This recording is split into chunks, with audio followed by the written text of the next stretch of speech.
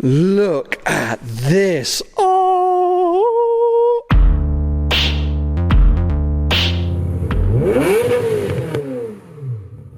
Hello one and all, welcome to Seeing Through Glass, and we are back in the 360. This car has been resting since it returned from Italy.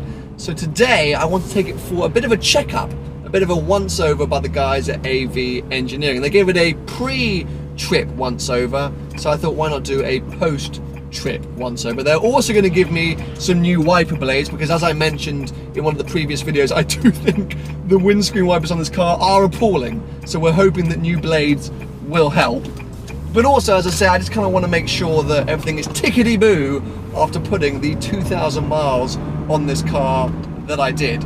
On top of that, I also want to start looking at the various upgrades I plan to do to this car over the winter, and whether it's wheels, exhaust, new steering wheel or paint, AV Engineering are definitely going to be the guys to help me apply some of those mods. So, time to get out of London and head down to AV Engineering.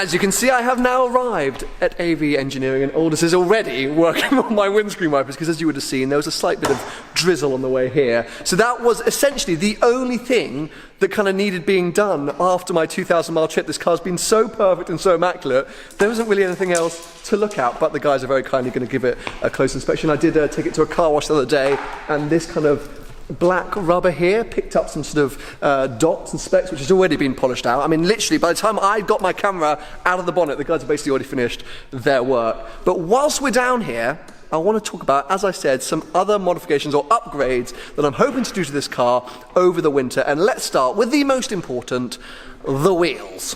So, as always, we're very lucky because down here at AV they have got 1, 2, 3 Challenge Stradales, which I just, is amazing. So, we are going to take a couple of these wheels off the Stradale and put them onto my 360. Harvey's here doing some more work on the windscreen wipers, just to get a sense of how it looks and feels, just to make sure I definitely want to do it, because there are other elements of the Challenge Stradale which make it look more aggressive. It's not just the wheels. The car sits a little bit lower, it's got this different front bumper, so I just kind of want to make sure it all works out. So while the guys are doing that, because you can see there's quite a lot of work going on in here, they can't just literally play around with my car, I am going to be doing something quite exciting out here.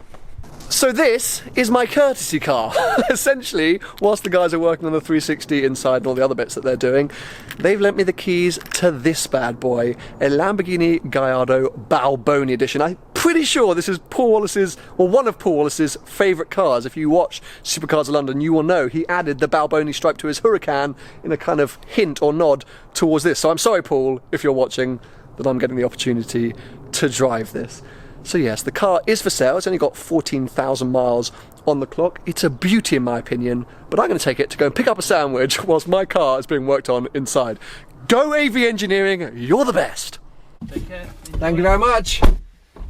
Oh my god, I can already feel Paul being furious, but let's start this up. Bloody hell! Lamborghinis, eh? Right, lift system up. Is that working? Oh, there we go. Got to be careful. This is, as I say, a car that is for sale. It's so cool that the guys have let me do that. A for automatic, first gear. Handbrake off. And we're away. We're away. I really haven't driven many Lamborghinis. I've never driven a Guyardo. I've just realised that. I have never driven a Guyardo. And the first one is one of the rarest, and I think most special Guyardos that was ever made. The Balboni edition. I'm being very cautious in it. I don't think my seating position's quite right. I feel very high up. Yes, only 250 of these cars worldwide. Only 10 right-hand drives were imported to the UK, and I'm in one. mental. I love this. I literally was like, guys, can you have a look over my car and stick some wheels on it? And they're like, sure, well, while you're waiting, do you want to go for a drive in a Balboni Edition Guyardo? Yes, I do! Right, let's get out of these narrow little roads, find somewhere where we can open this thing up. Tell me what to do.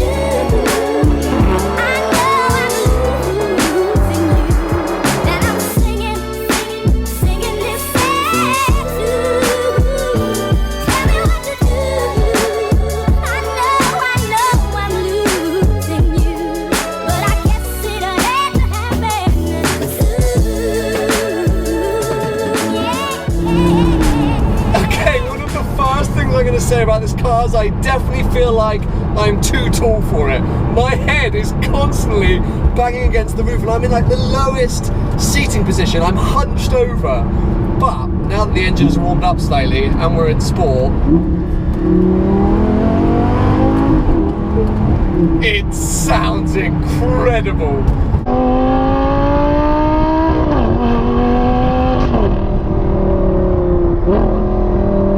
There is no getting away from a V10 Lamborghini. I mean, V12 sound pretty good as well, but I always loved the Guyardo. I thought it was such a cool looking car, and I love Paul's. I mean, this is like an ode to Paul, this video, but I always loved Paul's when he had his. The gearbox does feel a bit old now. The shifts are a little bit slow. Bit of a wiggle. So if you didn't know, the Balboni Edition was two-wheel drive.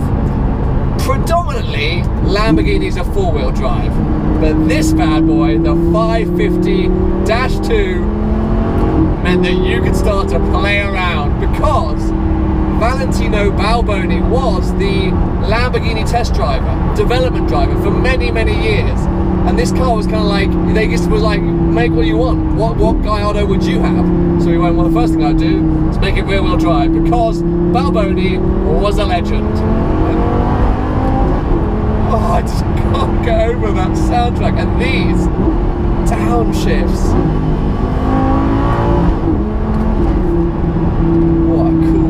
What a cool car. So apart from the fact that I'm incredibly uncomfortable in the seating position, it feels like proper theatre.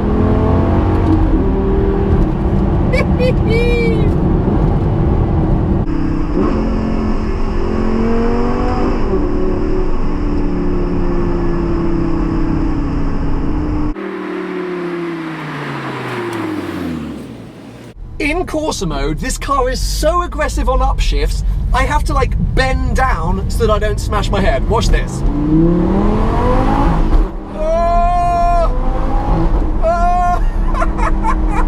Oh my god. It is so raw and aggressive. And this is addictive. Oh my lord, it feels like this car was made just to be driven. There's not a lot of sort of gimmickry, not a lot of pleasantries. It feels super raw and aggressive, and it sounds amazing. I must remember that it's two-wheel drive and it could bite my head off at any moment. You know, I find it weird because the Lamborghini classic or modern classic market isn't really the same as the Ferrari or Porsche one. Prices aren't going through the roof. You know, this car is a very special car, 250 in the world. You look at Challenge Stradales or 430 Scuds or 911 GT3s, there were tons more than that.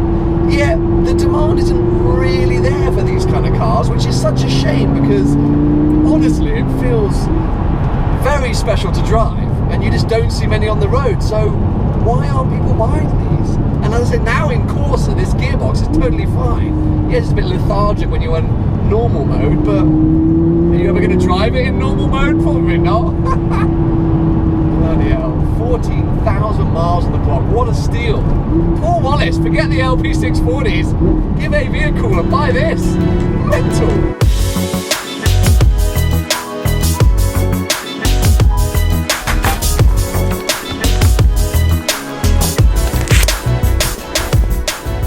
Look at this. Oh!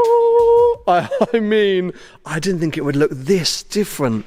Oh, in my mind, these wheels have just transformed this car a whole nother level. Right, so let's see what we've got here. So, Challenge Stradale wheels, front and back. However, slightly different. Orders, which ones are the titanium, which ones are the normal ones?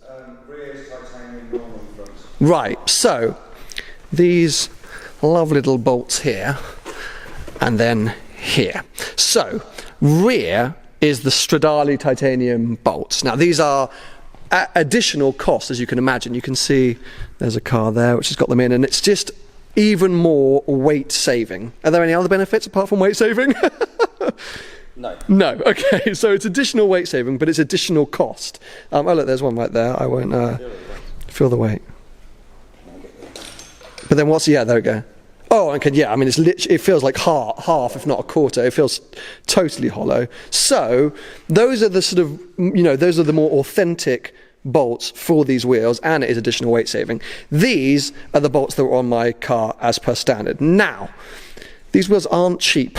So even though that these are the legit real deal and additional weight saving, I may look to just source the wheels for now without the bolts, because I think Ferrari themselves charge like over 100 quid per bolt. And if you think about it, there are 5 per wheel, so that's 20 for the car. So that's going to start being an additional price when I could probably just about get away with these shiny ones. But yes, oh, and you know what? I mean, I think we were talking about lowering the ride height of the car as well, just to make it a touch more aggressive, like 10 millimeters or something like that, just because the Stradale does sit a tiny bit lower, but it just already has a bit more presence. And also, a lot of you have been saying, "Oh, put spacers on, push the wheels out." Firstly, the wheels are slightly wider and more aggressive anyway, but again, look at the Stradale, people. Those wheels sit pretty far inside the body, so it's not a very Ferrari thing to have the wheels right on the edge, and I prefer this look. But yes, this has got to happen. Okie dokie, there we go. Time to head back to London, if I can put my harnesses on. I have tightened up my harnesses, by the way. I know that I was being a little bit risky driving around Europe with them so loose.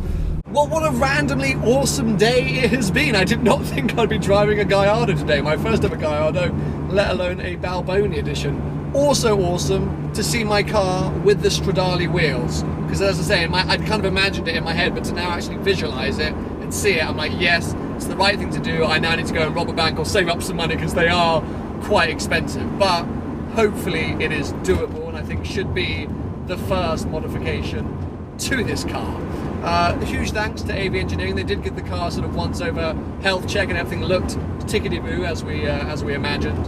And so I now get to cruise back to London, tuck the car back up, waiting patiently for its next drive. I hope you guys have enjoyed the kind of update vlog. Give it a thumbs up if you have, and make sure to subscribe for plenty more videos to come.